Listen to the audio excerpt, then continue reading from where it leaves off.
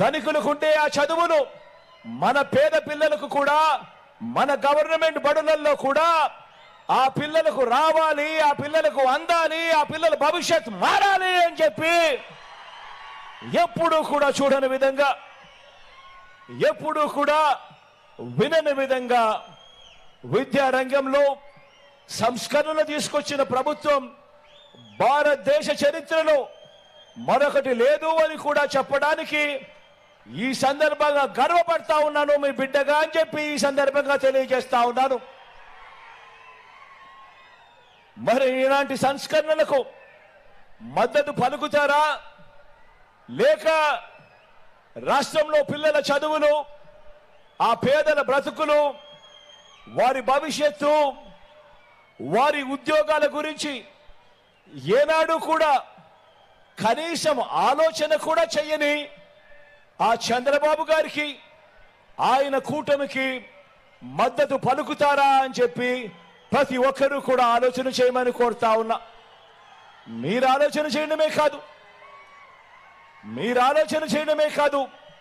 మీరు ఆలోచన చేసి గ్రామంలో ఉన్న ప్రతి ఇంట్లో కూడా ఆలోచింపజేసే విధంగా ప్రతి ఒక్కరికి చెప్పాల్సిన అవసరం ఉంది అని కూడా ఈ సందర్భంగా తెలియజేస్తా ఉన్నా.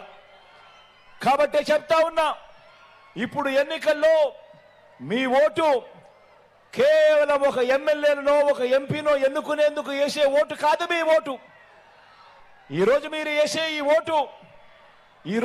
వేసే ఓటు ఒక తూతూ మంత్రంగా ఒక ఎమ్మెల్యేనో ఒక ఎంపీగానో ఎన్నుకునే ఓటు కాదు. ఈరోజు మీరు వేసే ఈ ఓటు ఆ పిల్లల భవిష్యత్ మారుతుంది. మీరేసే ఆ ఓటుతో ఆ పిల్లల తల్లిదండ్రుల భవిష్యత్ మారుతుంది అని చెప్పి కూడా జ్ఞాపకం ఉంచుకోమని చెప్పి ఈరోజు ప్రతి ఒక్కరికి కూడా తెలియజేస్తా ఉన్నాను. మరి మీ పిల్లల భవిష్యత్ కోసం యుద్ధం చేయడానికి నేను సిద్ధం. మీరంతా సిద్ధమేనా అని అడుగుతా ఉన్నాను. ఇక రెండవ అంశం ఆలోచన చేయమని కోరుతా ఉన్నా.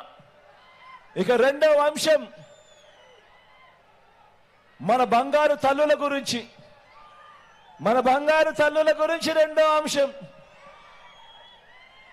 మన ఆడబిడ్డల గురించి, మన చిట్టి తల్లుల నుంచి మన అక్క చెల్లెమ్మల వరకు, మన అక్క చెల్లెమ్మల నుంచి వృద్ధాప్యంలో ఉన్న అవ్వల దాకా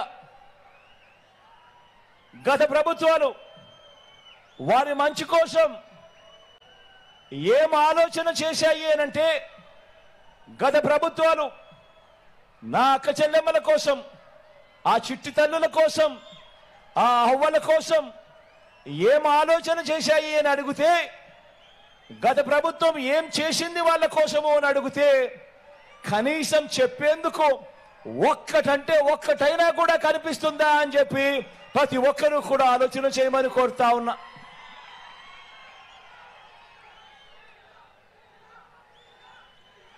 గత ప్రభుత్వాలు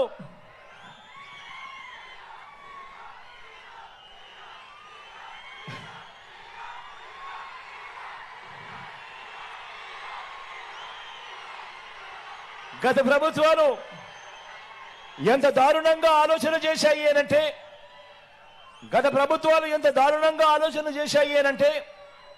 గతంలో మన రాష్ట్రంలో 100కి దాదాపు 30 మంది ఆడపిల్లలు 10వ తరగతి కూడా పూర్తి చేసిన పరిస్థితి లేదంటే ఆలోచన చేయమని అడుగుతా ఉన్నా.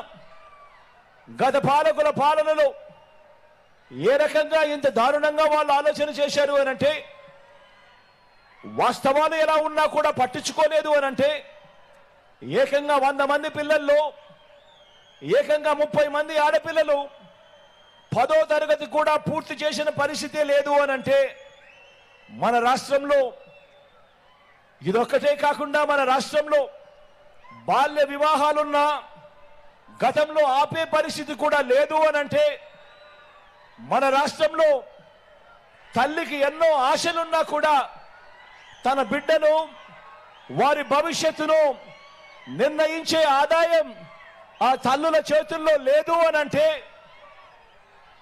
మరి ఇలాంటి పరిస్థితులు ఉన్నా కూడా పాలకులు పట్టించుకోలేదు అని అంటే, మరి అలాంటి పాలకులు ఉన్నా ఒకటే లేకపోయినా ఒకటే కాదా అని అడుగుతా ఉన్నాను మీ అందరితో కూడా.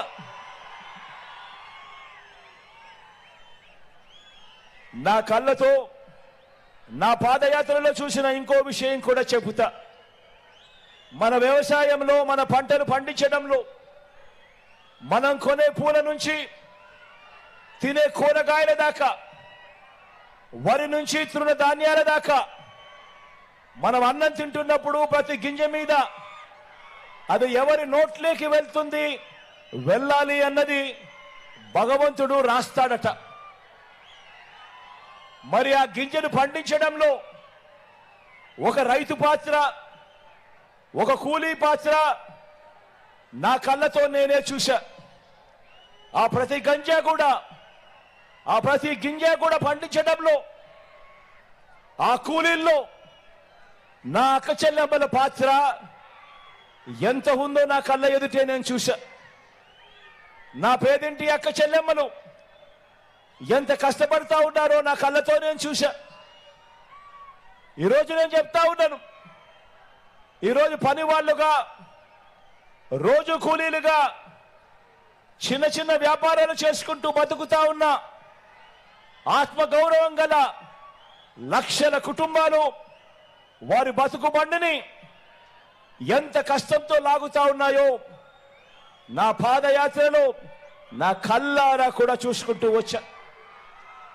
కాబట్టే ఆ అక్క చెల్లెమ్మల బ్రతుకులు మారాలి, ఆ అక్క చెల్లెమ్మలు బాగుంటేనే ఆ కుటుంబాలు బాగుంటాయి, ఆ అక్క చెల్లెమ్మల ముఖాలలో సంతోషం కనిపిస్తేనే ఆ కుటుంబాలు సంతోషంగా ఉంటాయని.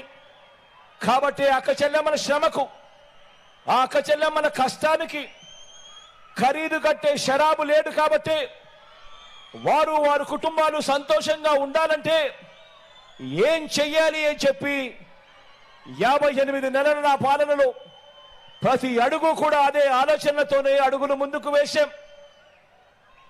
ఆ అక్క చెల్లెమ్మల పిల్లలు ప్రతి ఒక్కరూ కూడా గొప్పగా, వాళ్ళంతా కూడా ఎదగాలంటే, మట్టిలో మాణిక్యాలు పండాలంటే, ఒక రోజు కూలి, ఒక ఆటో డ్రైవర్, ఓ కూరగాయలు అమ్మే ఓ చెల్లెమ్మ, ఓ దోశలు ఇడ్లీలు అమ్మే ఓ అక్క, ఓ కుట్టు మిషన్ కుట్టుకుంటూ తన జీవితాన్ని, తన కుటుంబాన్ని పోషిస్తా ఉన్న ఓ చెల్లి, వీరంతా